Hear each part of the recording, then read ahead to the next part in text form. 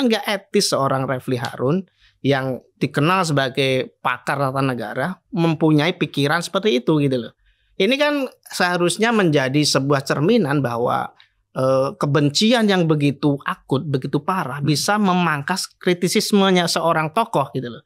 Aku mungkin sebagai Gen Z mendengar berita itu aja langsung kayak, hah, ini kan kayak pakar hukum tata negara gitu ya. Kenapa bisa?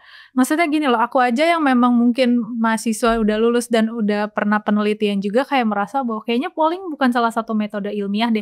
Kayak aku tuh langsung kayaknya nggak ada orang yang pakai metode polling deh. Dan ditambah lagi polling itu kan kalau menurut aku subjektif, jadi nggak bisa merepresentasikan atau mewakili keseluruhan suara gitu. Jadi kayak bener-bener heran dan shock. Kok bisa ya pakar hukum tata negara mengatasnamakan metode polling dan bahkan show up di media kayak iNews itu. Jadi kayak nggak dipikir dulu kan, nggak dipahami, diselami dulu. Kalau dia nggak paham, harusnya yang pertama ya cek aja dulu ya, nanya dulu ya, boleh nggak sih bikin kayak polling gini? Kedua adalah kalau enggak ya jangan ngomong dulu deh. Ya enggak? Iya. Karena ini betul-betul mempermalukan.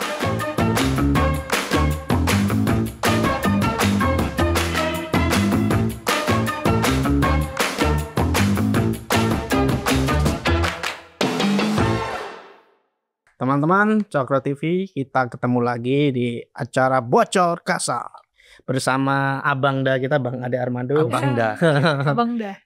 Spesial hari ini ada Sis Cindy Florensi. Hai. Bisa diperkenalkan siapa ini, Bang? Gak jelas ini. Tiba-tiba dia muncul tadi. Nyasar. Ya dia mengganti. Biasanya kan kalau hari Jumat atau Kamis itu yang muncul kan Bro Warsa. Dan Bro Warsa lagi ke Brebes dan Bro Belmondo ke mana? Blok M kalau nggak salah. Gak jauh-jauh amat sih. Karena kalau dipanggil juga bisa sih. Iya. Dan digantikan oleh Sis Cindy hari ini. Hai, dan hari ini kita akan membahas soal seorang tokoh ya bernama Refly Harun, seorang pakar ahli tata negara yang dulu dikenal sebagai seorang intelektual yang kritis. Ya, meskipun dia komisaris, dia tetap kritik pemerintah. Nah, itu jargonnya dulu begitu dia itu. Nah, Refly Harun ini belakangan ini teman-teman ya sudah nggak jadi komisaris itulah. Enggak bercanda. Jadi ya Bang Refly ini sekarang kok kekritisannya itu perlu dipertanyakan gitu, kira-kira gitu Bang. Karena dia diwawancari oleh stasiun televisi, kalau nggak salah Kompas ya, sebelumnya juga ada iNews katanya. Dan dia mempertanyakan hasil survei indikator ya terkait ijazah. Indikatornya lembaga survei ya? Ya, lembaga survei indikator politik ya, yang diketuai oleh Pak Burhanuddin Muhtadi. Dan yang aneh atau yang lucu, Bang Refly ini memakai dasar polling, juga analisis big data dari temennya katanya kan, yang di head to head dilawankan dengan hasil survei kan begitu. Nah, mungkin banyak penonton yang menganggap bahwa polling itu sesuatu yang sama dengan survei atau sama ilmiahnya, sama berbobotnya dengan survei. Maka kali ini kita akan ada sedikit teknis Bang ya, untuk membicarakan apa sih polling itu, apa sih survei itu, supaya penonton juga jelas bahwa polling dan survei itu sebenarnya nggak bisa dilawankan head to head gitu sebagai lawan yang sepadan. Oke. Bang Ade Armando, kita langsung aja ya masuk dengan pernyataan Bung Refly ini. Bagaimana sih seorang pakar ahli tata negara kok bisa memiliki pendapat bahwa polling yang berbeda, polling dia itu bisa untuk menjadi antitesis dari survei ilmiah indikator. Gimana Bang? Tapi saya mau tanya dulu sama Cindy ini ya. Cindy ini generasi Z ya. Yeah. Dan baru aja lulus tahun lalu ya. Yeah. Dari S1 kan? Iya. Nah, saya anggap Cindy mewakili juga nih kebanyakan penonton. Cindy sendiri paham gak sih soal survei, soal polling?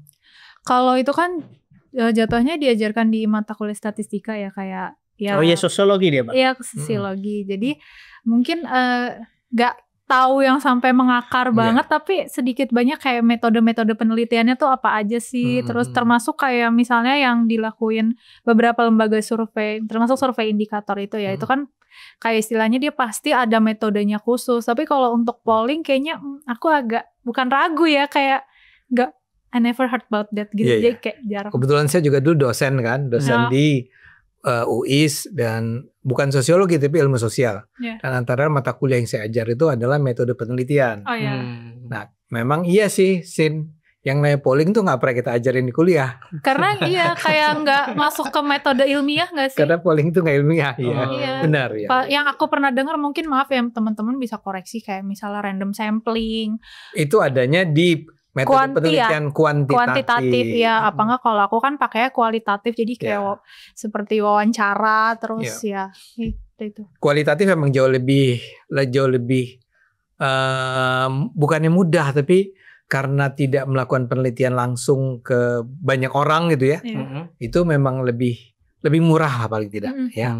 Nah, tapi kembali ke pertanyaannya Kak Cito dulu nih. Saya sebagai seorang dosen ya. Iya. Iya dong. Saya sebagai kader. dosen. Gini, saya dosen juga ya, dosen juga, dan saya pernah bekerja di salah satu lembaga survei terkemuka di Indonesia, namanya Saiful Mujani Research and Consulting. Nah, memang harus diberi catatan nih, tanpa bermaksud untuk mengangkat yang satu dan menjatuhkan yang lain ya. Sebetulnya memang di Indonesia ini kita nggak bisa bilang bahwa semua lembaga survei juga sudah melakukan penelitian secara benar ya. Karena itu saya menyarankan yang bisa langsung dipercaya nih hasilnya ya. Kan banyak tuh orang-orang bikin hasil penelitian. Si ini menyatakan bahwa elektabilitas Prabowo berapa bla bla bla. Nah, lembaga surveinya bisa banyak tuh, ada macam-macam. Namanya aneh-aneh. Kak Cito Consulting gitu kan misalnya. Sebaiknya nggak usah dipercaya ya. Meragukan. Yang bisa dipercaya tuh tadi ya, karena saya dari SMRC, saya tahu persis tuh cara kerjanya Saiful Mujani dan kawan-kawan tuh sangat bisa diandalkan. Ya. Kemudian ya indikator, Burhan Muhtadi, terus ada LSI, Lembaga Survei Indonesia yang Jayadi ya. Kemudian mungkin ada apa lagi ya? CSIS. Kompas. Litbang Kompas. Itu kalau mereka mengumumkan hasil survei mereka, saya sih menganggap bahwa hampir pasti itu oke lah, bener lah. Ya. Nah, jadi karena apa? Karena membuat survei itu tidak mudah, sama sekali nggak mudah. Dan mahal. Ya, dan mahal ya. Makanya tidak banyak pihak yang sanggup untuk membiayai survei kalau Anda nggak punya uang ratusan juta rupiah lah gitu kira-kira. Ya, kayak saya kan lagi itu ikut sebagai calegnya PSI. Orang bilang, Bang Ade nggak bikin survei. Gila aja lu, saya bilang. Ya kita ngarepin aja ada lembaga survei yang bikin penelitian buat semua orang gitu, yang artinya nggak dibayar hanya oleh satu orang, dua orang gitu ya. Tapi betul-betul misalnya dibiayai oleh sebuah penyandang dana yang lain, atau bahkan sebuah partai politik membiayai itu. Misalnya gini nih, jumlah yang diwawancara itu ya bisa dibilang kalau Anda sudah wawancara orang dalam jumlah lebih dari 1.000 aja, 1.000 orang loh ya, mewawancarai lebih dari 1.000 orang, ya itu kurang lebih datanya bisa dipercaya lah, bisa mewakili data yang sesungguhnya. Data yang sesungguhnya itu maksudnya begini, kalau orang bilang saya ingin melakukan penelitian tentang apa kata warga Indonesia ya lihat ya, yang artinya berapa puluh provinsi, tahu nggak berapa? 36 ya, dari Aceh sampai Papua kan? Ya itu kalian si peneliti harus punya responden yang mewakili 36 provinsi. Wilayah tadi semua ya. Semua ya. Dan jumlahnya bisa sekitar 1.200, 1.000 ya, minimal ya, untuk bisa mengambil kesimpulan mengenai warga Indonesia. Oke. Nah, itu kan susah. Sekatan mahal tuh karena Anda harus membuat mewawancara orang yang di Aceh sampai orang yang di Papua. Dan gak bisa sembarangan kan, gak asal comot aja. Gak bisa asal. Nah itu yang terpenting kedua. Yang kita nggak bisa misalnya ya pokoknya kita bagi aja 1.200 bagi 30 tuh sekitar 40-an kali ya, 40-an. Kita minta orang di mana di Aceh wawancara 40 orang deh. Iya. Terus dia wawancaranya ada yang lewat gitu. Mas mau nggak diwawancara? Bentar aja. Ini 40 gitu kan. 1.200 nggak boleh. Nggak boleh. Itu harus yang ada yang namanya random sampling. Apa itu Bang? Random sampling itu apa? Acak. Ya karena random. Random tuh acak. Nah, tapi ada orang-orang yang agak bodoh menyangka, oh jadi acak-acakan. Jadi kayak tadi ya, ambil asal comot aja. Dia berdiri di pojok jalan, ada orang lewat, mas. Kalau orang nggak mau nggak apa-apa, lewat aja terus. Kalau udah di briefing sebelumnya. Ya itu sih jahat. Ya ini maksud dia tuh baik, tapi kan gimana caranya gue mau wawancara 40 orang? Jadi panggil aja setiap orang yang kan sama-sama Aceh nih, atau 40 orang dari Jakarta. Ya berdiri aja dia di depan kantor nih. Siapa yang lewat? Nah ini maaf Pak, saya boleh wawancara, saya kasih hadiah gitu kan, ya kan, dapatlah 40. Tapi semua yang diwawancara yang lewat sini, yang lewat Lenteng Agung nggak ke wawancara, nggak bisa ya, harus bisa mewakili satu Jakarta, dari Jakarta Utara, Jakarta Selatan, Jakarta Timur, Jakarta Barat gitu kan, harus begitu, dan itu harus.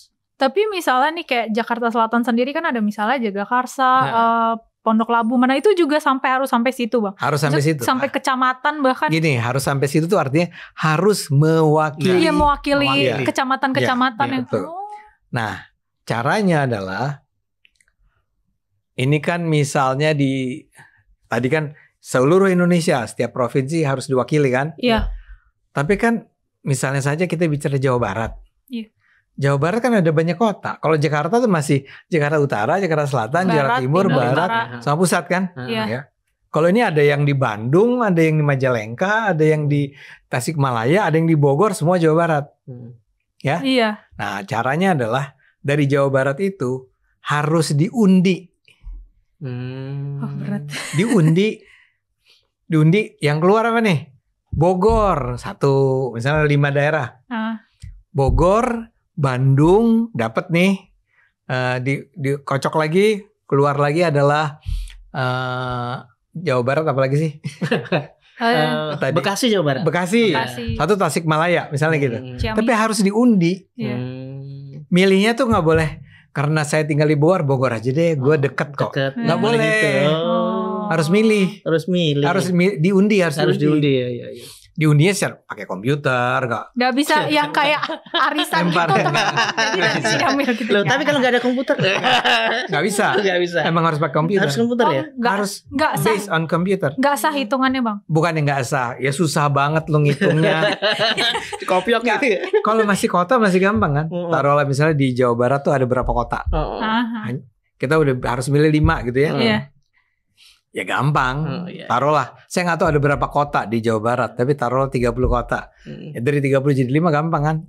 Nah udah dapat 5, ya. Kan tadi sini nanya kan, gimana caranya tuh? Saya di Bogor nih, kan ada Bogor Utara, Bogor Selatan, Bogor lagi gitu kan? Itu dikocok lagi, ya, sampai turun sampai kecamatan. Pilih kecamatan dari, misalnya Bogor Utara terpilih. Pilih kecamatan dari Bogor Utara. Udah dapet kecamatan, pilih rumah. Ya, kan ada dari kecamatan turun tuh ada apa sih, RW, RT gitu kan? Ya, RT, RW. Nah, kelurahan. Pilih kelurahan. Udah kelurahan terpilih, pilih RW, RT. RT, RW. Udah dapat nih rumah, ya. Terpilihlah rumahnya Kajito. Salah satu ada kalimatnya Kajito, ya. RT apa, RW berapa, jalan apa. Datang nih peneliti ke rumahnya Kajito. Nggak ada. Terus gimana kalau nggak ada itu? Nah nggak boleh. Orang sebelah aja. Tetangganya aja lah. Tetangganya aja. Tetangga. Nggak boleh. Nggak boleh ya. Pilih lagi. Dan itu dari awal lagi atau gimana? Ya di desa tadi. Saya lupa persisnya. Apakah harus diulang lagi ngitungnya, apakah bisa di desa itu aja gitu ya. Saya lupa ya. Saya mau bilang begitu rumit benar prosesnya ya. Rumitnya itu, prosesnya tuh rumit. Dan nggak bisa diakalin.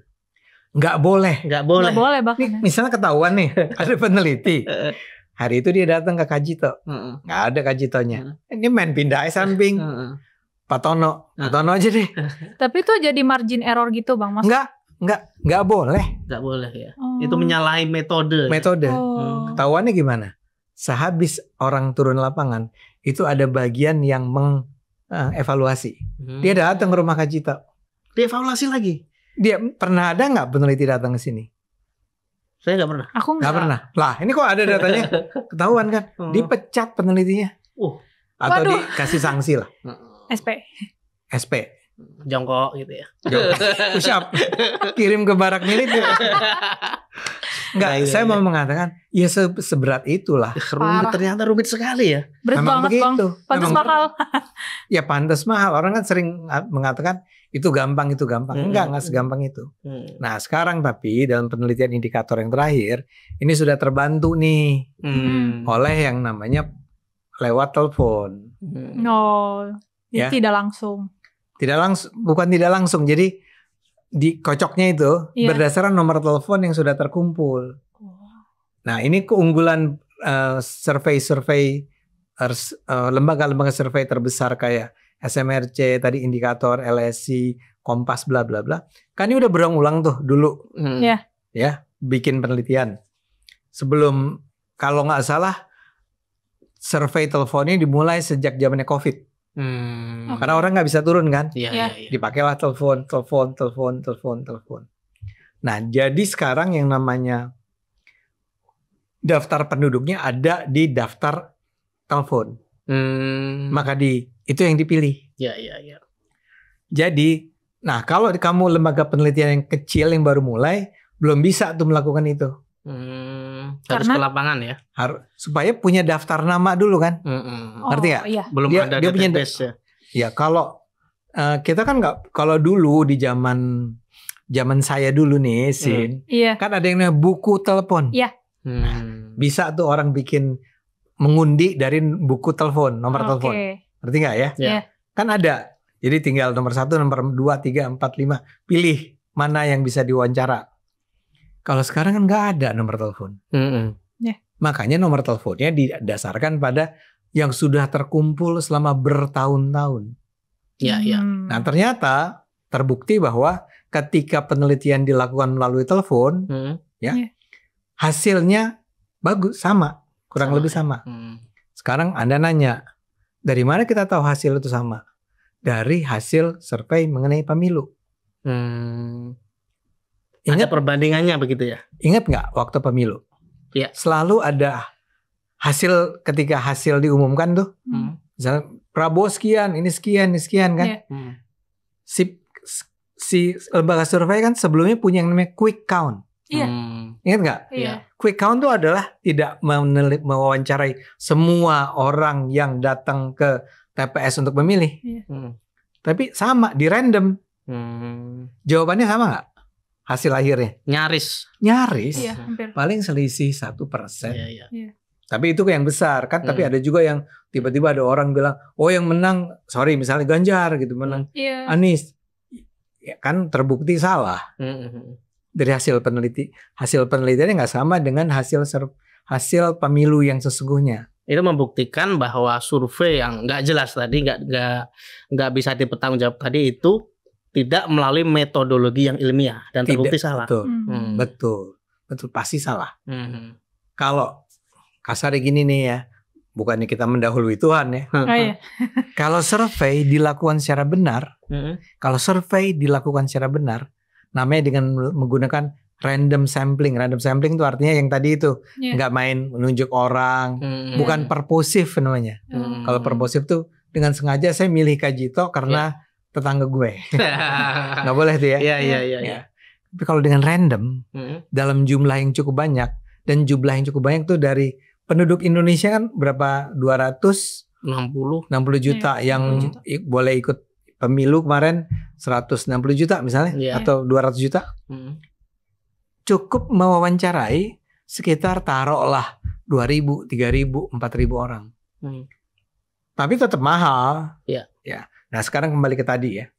Jadi survei itu dilakukan secara secanggih itu, sedetail itu. Sedetail itu ya. Nggak boleh ini kita peroleh dari, saya misalnya telepon nih, nomor telepon Kak Jito bilang nggak bisa, nggak mau.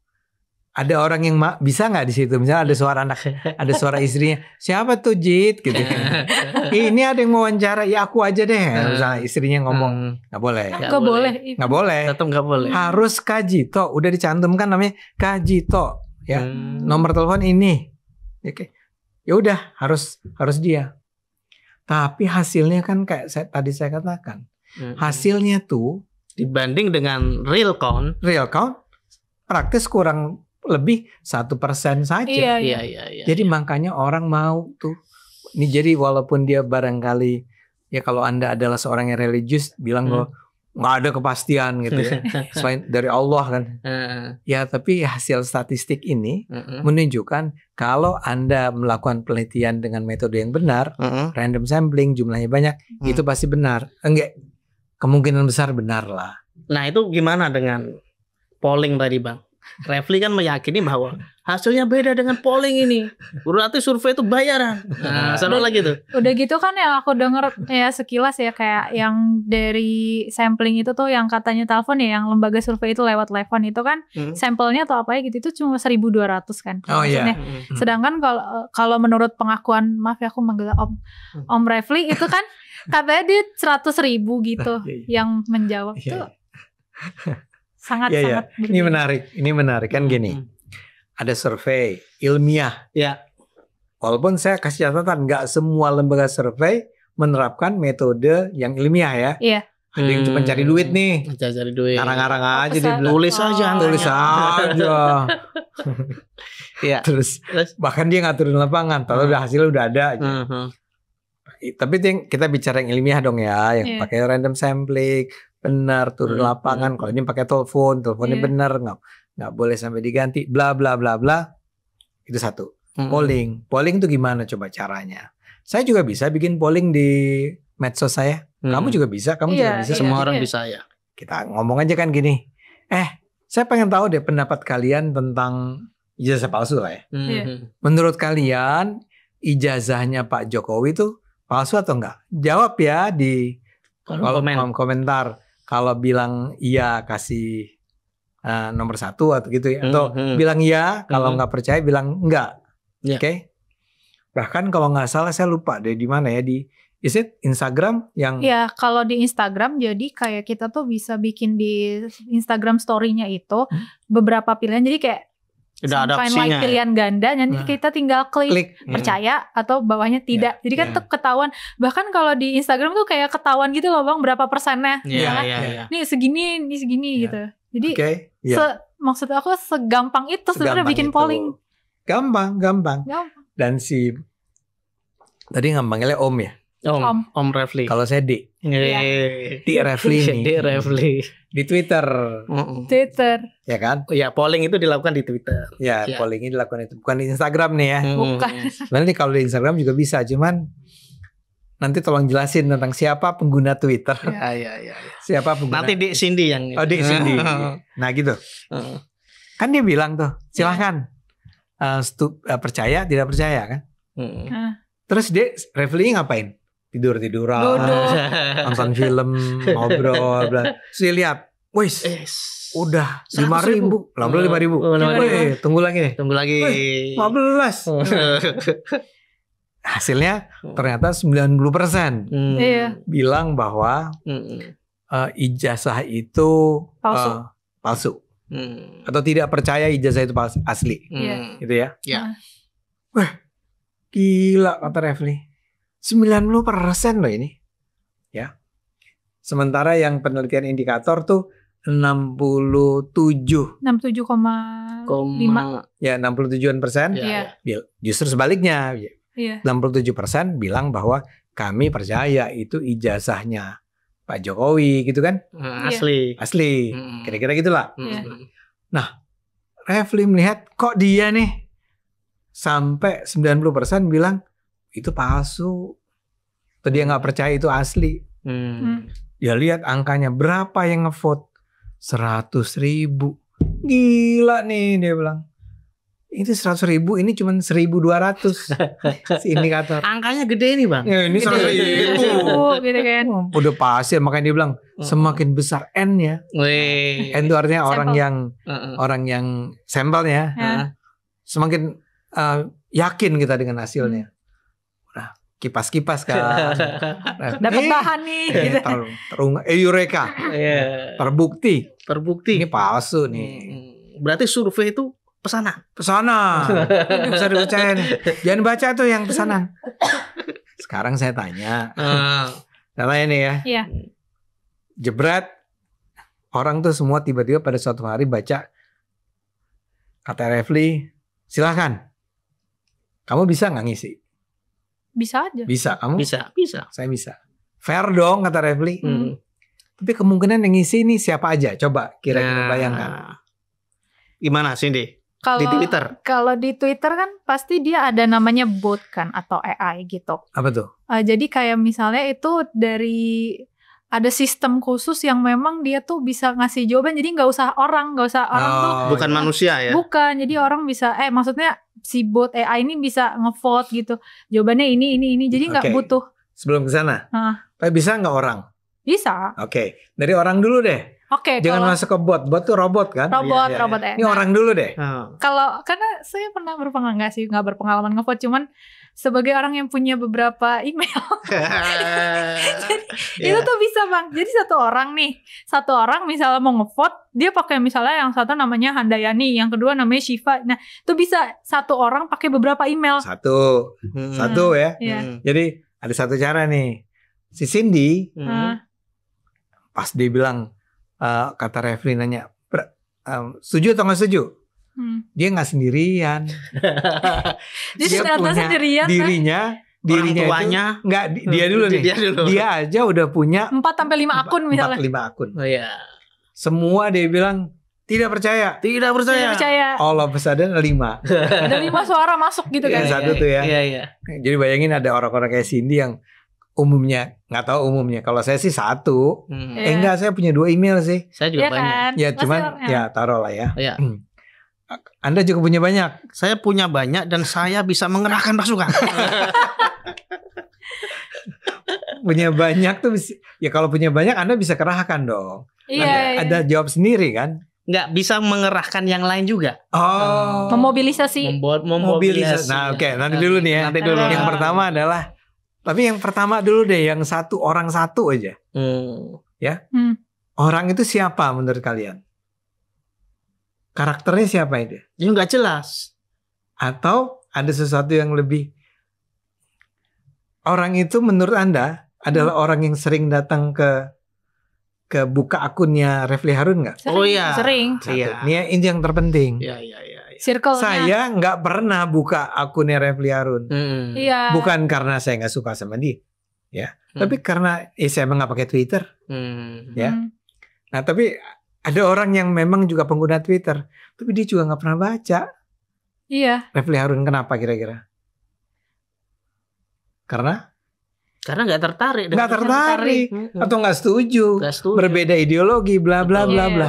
Jadi saya ulang pertanyaan. Jadi menurut Anda yang rajin datang untuk baca, berkomentar di Refli Harun siapa? Fansnya. Orang-orang yang memang kayak mengagumi. Mengagumi. Ada yang lain lagi nggak? Nggak harus mengagumi lah, tapi dibayar. Ya, ntar dulu. Ini yang natural dulu nih. Natural. Apa ya? Teman-temannya. Orang yang setuju dengan dia. Orang yang setuju. Maksudnya nggak usah fans lah. Tapi orang yang bener nih Refli gitu ya. Sepemahaman ya. Itu ada istilahnya sebenarnya zaman sekarang itu. Namanya adalah Echo Chamber. Echo Chamber itu artinya ya kecenderungannya yang baca postingan saya ya adalah umumnya nih orang-orang yang menyetujui saya atau emang orang-orang yang disuruh dibayar untuk menyerang saya. Iya. Tapi yang sebagian terbesar adalah makanya isi saya kalau Anda lihat postingan saya itu sering setuju Bang, bener Bang, bla bla bla, ya kan? Iya. Ya itu karena memang orang-orang yang nggak suka sama saya udah apa guna anjing nih orang kayak gitu ya. Iya. Ini tolong di Twitter kan.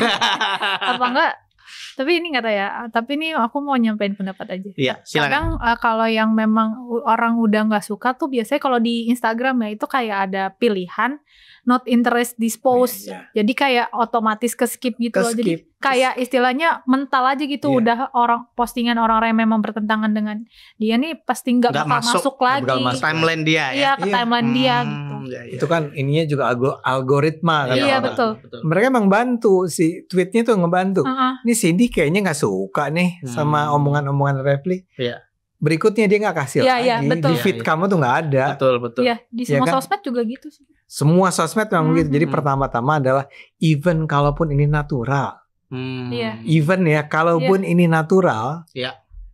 Yang memang akan kemungkinan besar mengisinya adalah orang-orang yang mencintai atau sejalan atau seideologi atau mendukung gagasan-gagasannya Refli Harun. Refli itu percaya nggak sama ijazah Jokowi? Enggak. Kemungkinan besar enggak? Kemungkinan enggak. Jadi memang ini teman-temannya nih kalau pakai istilahnya Jito ya. Baru kemudian Anda bilang yang lain. Ada orang dia cuma 1 orang.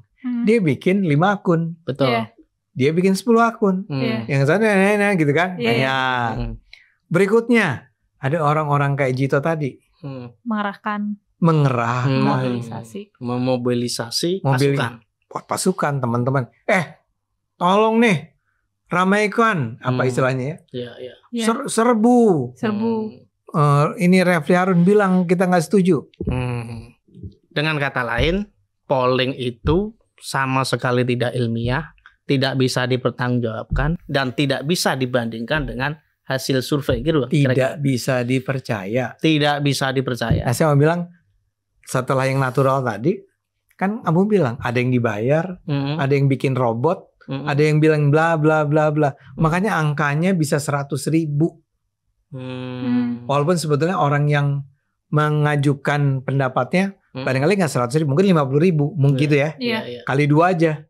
Kalau 1 orang 2. Nah itu menurut saya perbandingan antara survei yang tadi itu yang rumit sampai udah wawancara Jito tapi nggak bisa nggak boleh dengan yang ini yang echo chamber dan bisa siapa aja yang masuk, bisa manusia bahkan bisa robot, bisa dibayar, bisa dimobilisasi. Dan intinya hasil survei itu sama sekali tidak merepresentasikan suara penduduk Indonesia yang sebenarnya. Nggak bisa mewakili populasi. Nggak bisa mewakili populasi. Oke, Bang Ade, Sis Cindy. Jadi kan tadi sudah dijelaskan bahwa seorang intelektual seperti Refli Harun ini gagal paham dengan dia bahkan menyatakan ini N-nya gede pasti lebih valid gitu kan. Padahal rumusan minimum untuk dicapai dengan sampel tadi itu sudah ada teorinya Bang. Jadi bukan sembarangan ditulis. Udahlah 1.200 aja lah. Itu sudah ada batas minimum yang sudah dipercaya oleh para tokoh-tokoh legenda survei dulu gitu kan. Kemudian ditulislah jadi metodologi. Ini bukan legenda. Pakar lah ya. Dijadikan metodologi ilmu pengetahuan yang ilmiah yang bisa dipertanggungjawabkan. Nah, si Rocky ini bukan Rocky Gerung, Bro. Jadi abang kita Refli ini adik saya. Oh ya, adik bagi yang ado ya. Ini kok bisa ini loh, kalau kita memakai logika, saya bukan mendiskreditkan ya, tapi saya mengamati secara sosial aja. Misalnya Kang Gorengan atau Kang Parkir gitu ya. Dia punya narasi bahwa ini yang membayar lembaga survei ini siapa? Narasi semacam ini Bang, itu kan gak etis diucapkan oleh seorang intelektual gitu loh. Meskipun ada lembaga survei yang mungkin ada main seperti itu. Tapi kalau indikator, Litbang Kompas dan sebagainya kan gak etis seorang Refli Harun yang dikenal sebagai pakar tata negara mempunyai pikiran seperti itu gitu loh. Ini kan seharusnya menjadi sebuah cerminan bahwa kebencian yang begitu akut, begitu parah bisa memangkas kritisismenya seorang tokoh gitu loh. Seperti contohnya di sini Refli Harun. Nah, tadi kan Cindy mengatakan bahwa di medsos itu terutama di Twitter ya, itu kan liar sekali ya. Bisa siapa aja yang mengisi di sana dan nggak bisa dipertanggungjawabkan. Nah, menurut Cindy gimana dengan logikanya Bang Refli ini kok bisa seperti itu gitu loh, mengatasnamakan polling equal dengan survei dan itu pun pollingnya dilakukan di Twitter. Itu gimana menurut Cindy? Aku mungkin sebagai Gen Z mendengar berita itu aja langsung kayak, ini kan kayak pakar hukum tata negara gitu ya. Kenapa bisa? Maksudnya gini loh, aku aja yang memang mungkin mahasiswa udah lulus dan udah pernah penelitian juga kayak merasa bahwa kayaknya polling bukan salah satu metode ilmiah deh.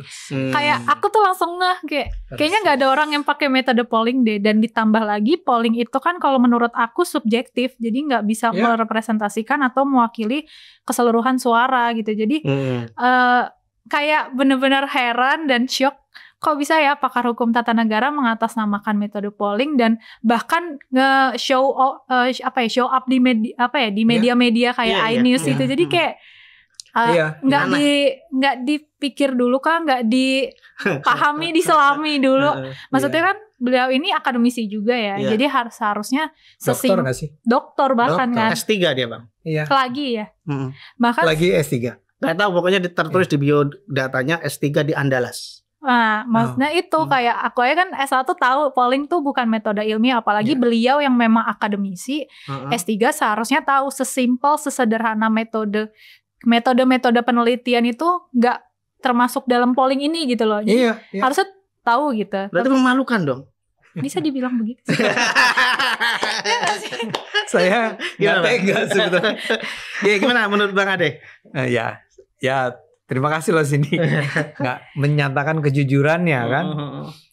Walaupun saya akan katakan begini yang tentang komentar Anda lebih awal, nggak pantas dia ngomong begitu. Ya gitu kan. Kan kita harus berpikir dia ini sedang berperan sebagai politisi atau sebagai apa, sebagai ahli, sebagai ilmuwan, scholar. Ini saya duga sih memang ada bias sebagai politisi yang berseberangan dengan Pak Jokowi. Cuma ketika dia ungkapkan ini secara publik, kan jadinya memalukan. Sampai seorang bocil seperti Cindy dengan jujur bilang, kalau segitunya ya kan nggak usah gitu-gitu amat kali ya. Harusnya kamu tahu dong, itu nggak bisa dibandingkan. Tapi kemudian saya mulai berpikir, jangan-jangan emang nggak tahu. Kemungkinan nggak tahu ya. Itu hukum nggak belajar ini ya? Statistik. Hukum. Saya duga sih ya, kita kebetulan sama-sama dari sosial. Anda juga sosial kan? Ya makanya kita sama-sama belajar semua kan. Jangan-jangan dia nggak pernah belajar. Tapi, nah disitulah letak kesalahannya barangkali. Kalau dia nggak paham, harusnya pertama ya cek aja dulu ya, nanya dulu ya. Boleh nggak sih bikin kayak polling gini? Kedua adalah kalau enggak ya jangan ngomong dulu deh. Ya enggak? Iya. Karena ini betul-betul mempermalukan. Dan bukan hanya mempermalukan, tapi karena dia adalah orang terpandang, ya kan dipercaya oleh sebagian orang kan? Iya betul. Yang merasa bahwa bisa pakai polling. Iya, jadi kan kita kalau kamu ketemu sama temen kamu yang bilang kita pakai polling aja, kamu bisa bilang nggak bisa dipakai itu, nggak bisa dipakai untuk mewakili populasi yang lebih luas. Kalau kamu mau bikin pollingan sih ya boleh-boleh aja, lucu-lucuan. Siapa acara televisi yang paling menarik? Itu sering banget soalnya di IG, di Instagram tuh sering, maksudnya bahkan sekelas teman-teman aku tuh juga suka bikin polling. Skincare mana yang cocok ya? A, B, C gitu. Jadi untuk referensi. Iya betul. Walaupun selalu ada kemungkinan ada orang yang licik tadi. Jadi ada brand tertentu ada polling nih. Ya suruh 17 orang temennya untuk masing-masing orang 3, jadi 51 masuk tuh. Yang paling bagus nih skincare ini. Nggak bisa dipakai untuk mewakili populasi. Kalau cuman data-data angka-angka lucu-lucuan sih ya boleh-boleh aja. Tapi saya duga ya Mas Kajito, Bung Kajito, ya ini memang udah ada bias-bias kepentingan politik, keberpihakan macam-macam, sehingga dia tidak cukup, maksudnya Refli ya, tidak cukup jujur kali ya, tidak cukup kritis. Harusnya menurut saya itu dia harus, begitu dia mengetahui bahwa polling ini cuman bisa untuk mengetahui ini, Atau enggak lah, emang harusnya dia tuh secara kritis melihat 100.000, tapi dia harus berpikir ini 100.000 yang milih siapa, kok banyak amat sih gitu. Iya benar. Kan dia seorang intelektual, Bang. Harusnya ya. Apalagi dengan klaim 90% kayaknya juga angkanya tuh terlalu. Enggak, tapi itu bisa kalau dimobilisasi gimana? Iya bisa. Kalau memang digerakkan gitu. Iya. Ya kan, kalau saya sih boro-boro taruhlah Jito bilang sama Bang Ade itu ada polling tuh di Refli Harun. Alah, nggak usah dipercaya, paling gitu. Iya. Dulu sih di internet itu, Bang, kan Refli itu pernah dipecat sebagai komisaris ya. Dulu emang sering kritik sih, tapi di internet, di medsos. Oh, di medsos. Di medsos ada komentar tentang Refli. Sebelum dipecat jadi komisaris, Refli memang kritis, Bang. Yeah. Jadi mau kritisi kinerja pemerintahan Jokowi. Tapi ketika sesudah dipecat dari komisaris Pelindo 1 kalau nggak salah, itu malah makin ini, Bang, bukan kritis lagi, nyinyir. Nah, netizen di medsos itu curiga bahwa wah ini sakit hati. Jadi apa yang dilakukan Jokowi pasti salah.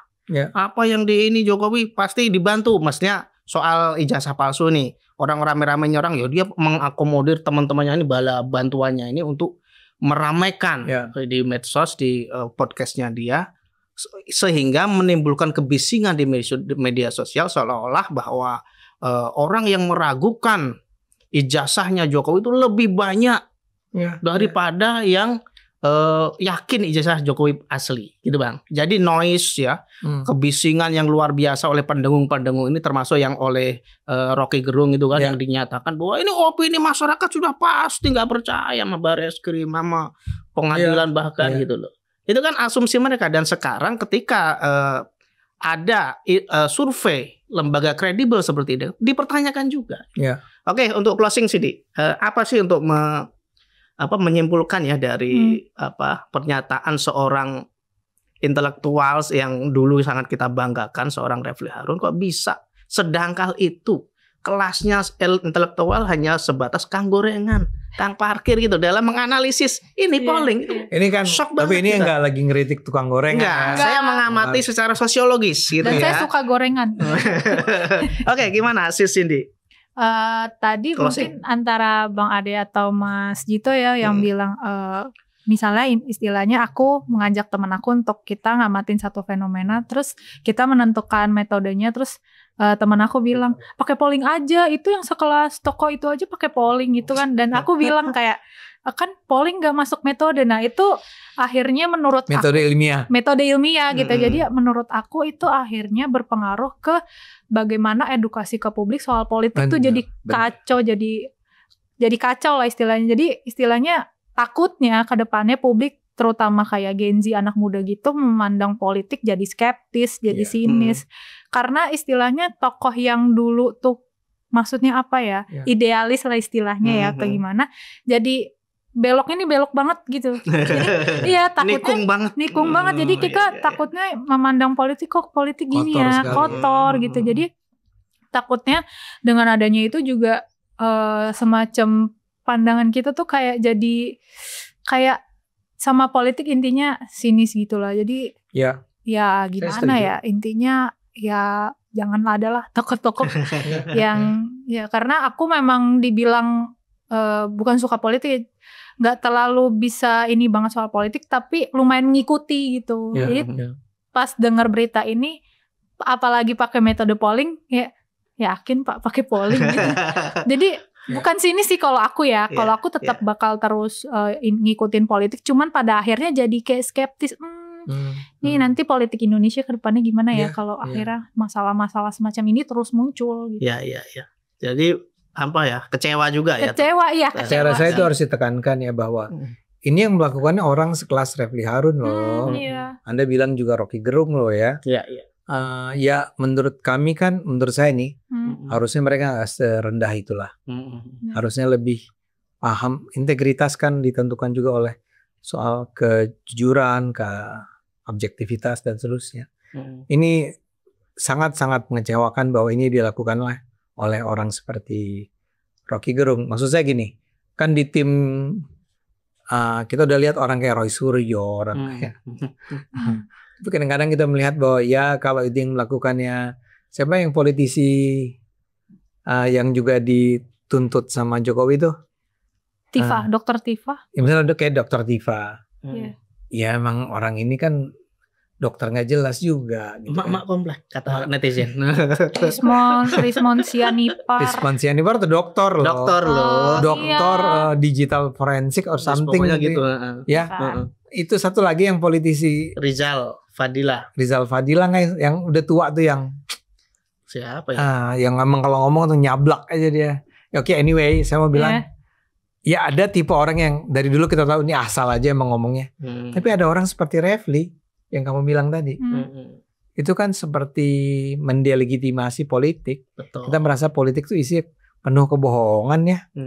Dan kita harus datang bikin podcast untuk bilang cara baca data itu salah loh. Ya kan? Iya. Jadi saya setuju sama Cindy. Oke. Udah itu Bang? Ya. Ya, terima kasih Sis Cindy, Bang Ade. Teman-teman Cokro TV, demikian hasil diskusi kita di acara Bocor Kasar. Kita ketemu lagi di episode selanjutnya. Sampai jumpa.